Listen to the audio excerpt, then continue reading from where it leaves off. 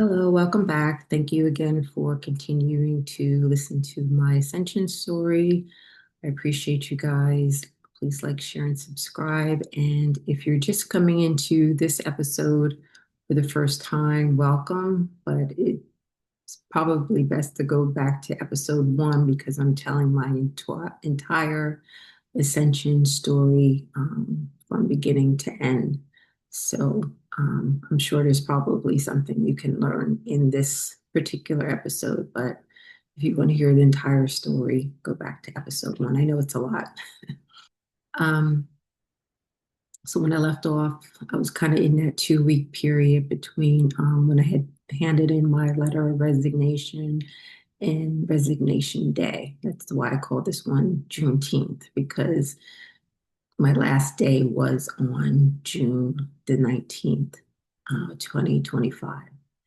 And as many of you know, that's a national holiday, and it is when proclamation went out that there was the freedom went to the American slaves. And it kind of was so symbolic also because, as I said in the last episode, you're on this ascension journey. A good way to know that is that you have a divine purpose on this earth in this lifetime. So you probably have worked most of your life as some kind of secular job, 9 to 5 job, or something like that. When you get to a certain point, um, you're going to end that. You're no longer going to work for someone else. You're going to do the divine's work. So it was kind of like also for me, Freedom Day. Okay. Uh,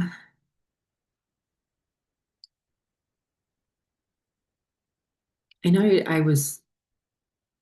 I don't remember if I was able to sleep that night or whatever. I just wanted to get it over with. My manager actually was on vacation that week. So I think I had saw her the Friday before and she kind of just said, do you need anything else from me? And I kind of said no.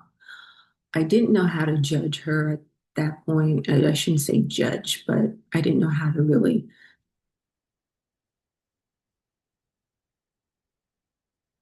look at her because when I felt like she was listening to the things that I had been going through with this other coworker named Patty, kind of find out later on that there had been things going on that were not reported, that were overlooked, and I thought had been handled. So that's the thing of putting your hopes into some kind of work for um, a human that you just never know who's going to stab you in the back. Anyway, and the thing was that I didn't know that this had been going on for so long. And it's kind of like, people laughing in your face and in a way, and you don't even know that they are laughing, at you or for what reason. Anyway, so her manager was going to be the one, to kind of walk me through that last day. Actually, the week before, I ended up having my exit interview with the HR person. We had a really great discussion. I got to tell her a little bit more about, things that had happened. Also, after I had initially approached her about what had been going on, I kind of had now about a week to kind of think about um, everything I had told her and what she had told me back. And I was like, wow, like I didn't even know these things had been happening. Um, she was really surprised that she didn't know that Patty had been allowed to kind of go around to our co-workers and retaliate against me by kind of questioning each one to see if they were the one that had reported her. So she had no idea. And, we're talking like 8, 9 months later on. Uh, but kind of sitting in this place during that 2 weeks of kind of saying, wow, like, I can't believe I went through all what I went through these last 9 or so months. As you guys know, in October, I had still been living in my car. And now having my own apartment, having the job and everything, living, in this beautiful state that I'm in, life seemed to be getting better. I had met Walter, we were having great fun together. And then all of a sudden things seem to be falling apart. So now we here come on to June 19th. Got up early. She had told me that the day before that I could probably leave around 12. And I had put in to leave by 1 o'clock with my personal time that I had left. And she said you could leave at 12. So I said, okay, good. Um, I ended up getting in at 7 o'clock that morning. Was usually always the first one in anyway. And just kind of closed my door. One of the young ladies that was pretty nice, I think she was kind of torn because she had known Patty for a long time. But I think she also liked me. She came and gave me a little gift, and it was about things you could do with me. Because when we used to have our lunches, we would kind of discuss different things that were going on weekends, that were happening in me. So I said, well, that's really, really nice, that she did that, she wasn't really picking sides. Um,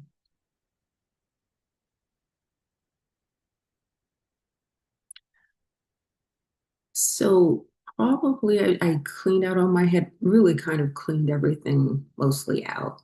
I had a few things still there left that I was packing away, kind of cleaning up all my emails. I think I had told you guys that Patty had 2 weeks after I had started the position, Patty had sent me a really derogatory picture. And I was kind of taken aback. But then again, like, do I run to the manager and say, look what this person, I don't even really know these people really, like 2 weeks into the job. But I had taken a screenshot of it and I had put it in like my side folder, but I didn't realize that after 3 months, or your old emails like go into archive. So I couldn't get it back. And I'm like, oh, like, because that was my evidence. Um, as I'm cleaning up my computer files, I find a screenshot folder, and that picture is in there that she had sent me with her name of her sending it and everything. And I was like, oh my goodness, this is my last day. I was so like happy that that had happened. So I forwarded that to the HR person, and she responded, "Thank you for this."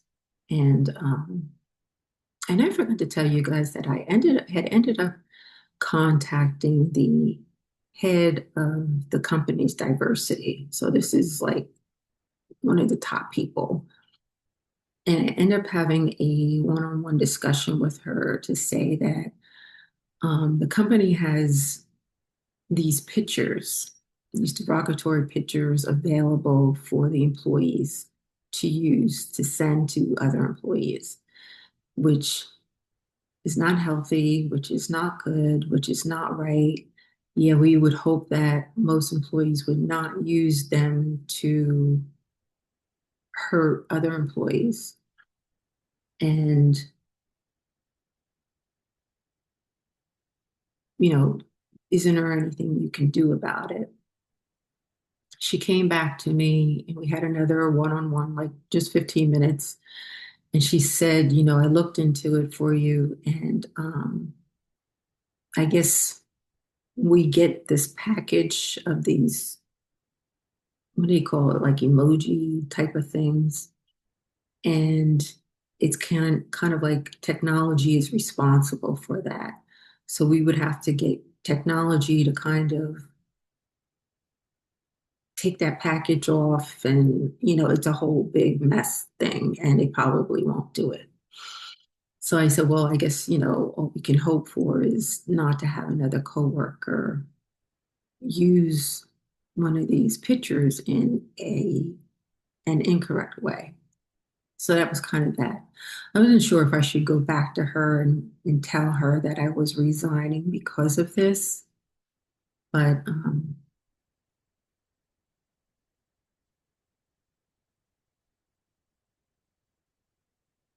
I decided not to. Hold on for me 1 second. So I noticed around 10:30 or something, around that time in the morning, I'm supposed to leave at 12 o'clock and hand in my laptop and my ID. And I noticed the girl who had given me the gift of the book sat directly across the hallway from me. Um, I noticed Patty had gone into her office, and the way our windows were set, she could kind of see, even though I had my door closed, there was still a window where she can see into my office. And I could actually see her in this other person's office. And I think she was waiting to watch me leave.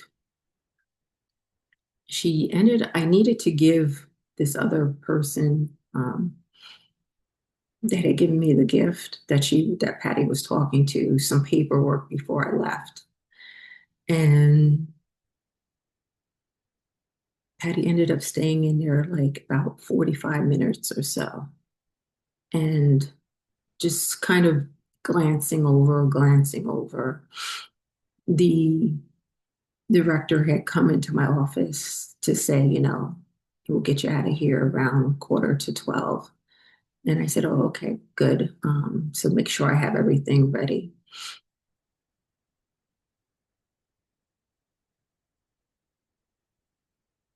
And I don't know how Patty would even know what time I was leaving, because that was kind of between me and the director at this point. I It got to the point where now she stood there just talking instead of going back to her office and doing work for an hour was going on for an hour. And I needed to start to, get rid of my work and finish cleaning up. So I kind of just like went in and barged my way into the office, and which made Patty have to leave because I'm like, look, I need to talk to her before I leave. So Patty left the office, but I know she was standing there to kind of watch me, like, kind of get kicked out the door, even though I had resigned. You know what I'm saying? Uh, so she had to go back to her office. So I had to give, some paperwork to this other person. And I went back into my office, and then a couple minutes later, the director came and she said, are you ready? So I had handed her my laptop. She went back to bring the laptop into her office. And when she came back, um, I had put my coat on and everything, and I had the stuff that I was taking with me. I handed her my badge, and she walked me downstairs. But I was like fuming inside, like boiling point, like I knew like Patty was probably watching, And it was kind of like this thing of her saying, like, I got you out of here because that's what she wanted. She wanted me out of there. And I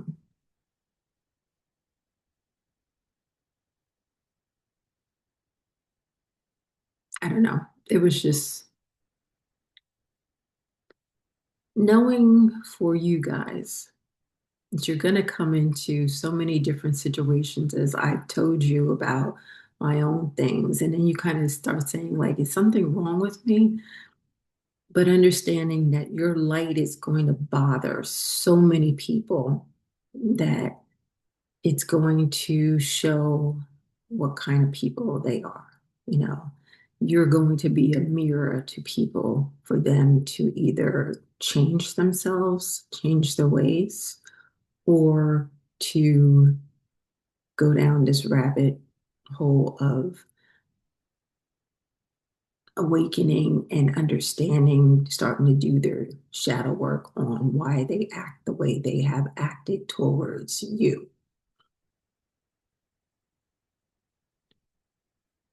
But it was me having come so far on my spiritual journey and usually not allowing things to really bother me.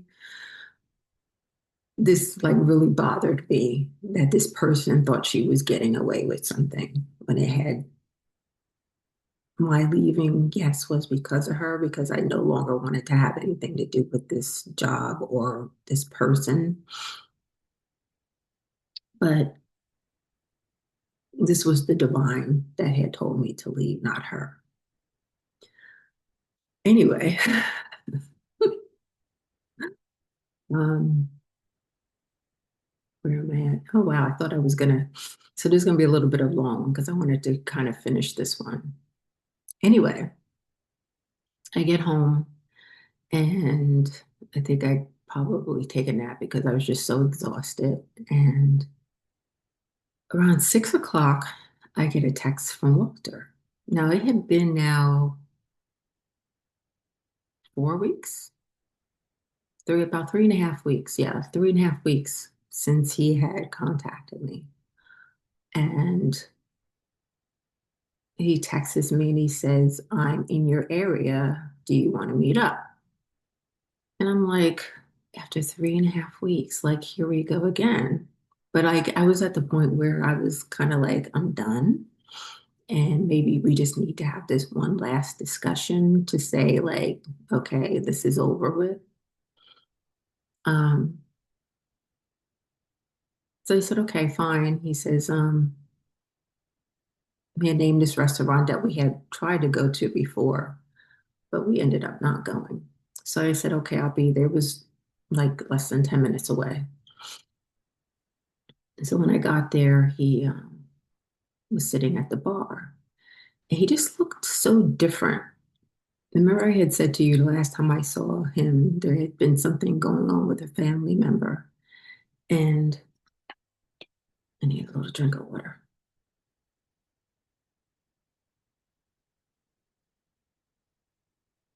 There had been something going on with a family member. And I felt like he kind of changed after that. Like he wasn't that weekend we had spent together, Memorial Day weekend, he wasn't as being as affectionate or as talkative, and something had changed. So when I saw him sitting at the bar, he just looked like he had like lost a lot of weight. He was really drawn in. And so I walked up to the bar and he like didn't even like really look at me. And I'm standing right next to him. And there was an empty chair next to him, but then there was a couple real close next to that chair. So he's like, "You want to sit down?" And I said, "Well, it's kind of close, like bunched in." So the lady must have heard me and she said, "Oh, we'll move over, you know." So they moved over a little bit and then I sat down. He really didn't say anything at first. And he's like, do you want to order a drink? So I was like, okay. And he's like, well, this is really awkward. I'm like, yeah. So anyway, long story short, he said, you and I are too much. And he says, maybe we can just be friends. And I was like, what? Where did this come from? Too much. Like he was always the one to come down and see me, to come get me. He was always the one to come back and want me around. And like, what the heck happened? Um,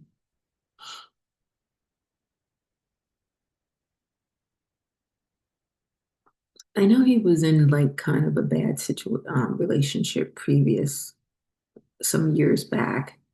And I kind of had said to him, I think you really need to get over that previous situation that you really never got over.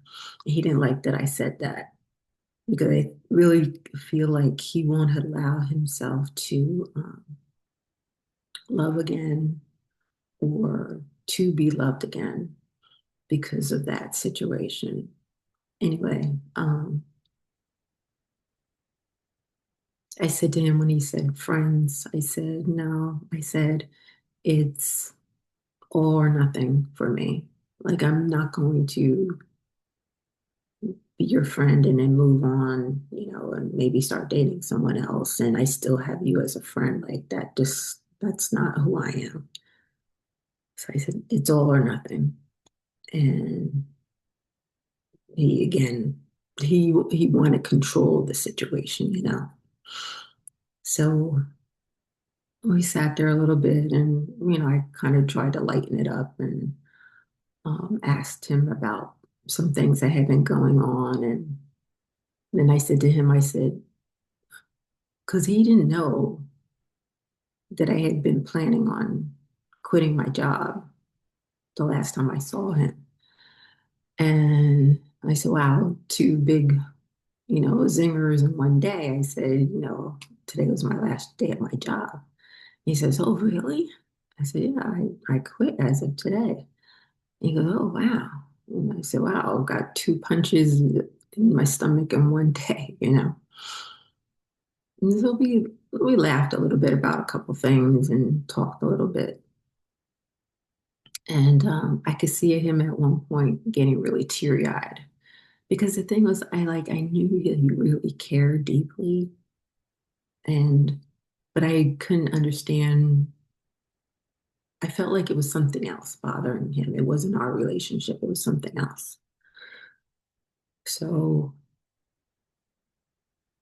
we um, we did order some food, and then we ate, and after that we left and we went out on the sidewalk, and I remember looking around. And I looked at him and he wanted me. He said, here, come give me a hug. And I'm like, you just told me you wanted to be friends and now you want to hug me? So I'm like, no.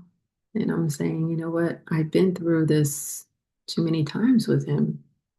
And I said, I have such some great, sincere feelings for this man. He's done so much to help me through these last few months get over really bad situations and to move and help me, furnish my apartment and just spend really nice quality time together. And now all of a sudden, do you want to just give this up? We had talked about going away on vacation together. And so there's that energy again of the divine masculine, divine feminine, this push and pull, this chasing and running and stuff like that. And I just said, you know what, to myself, something told me to walk away, just walk away. And I looked around and I saw my car was parked and I didn't say anything to him. And I just turned around and I walked and got in my car and left. And that was my Juneteenth. Two things: left my job and left that man that I really cared about. So I'm going to leave that there. And that was a doozy. Um, but a lot came from those two situations going forward. And I'll get into those into all that in the next couple episodes, okay? So thank you again for being here. Again, like, share, and subscribe, and I'll see you in the next one.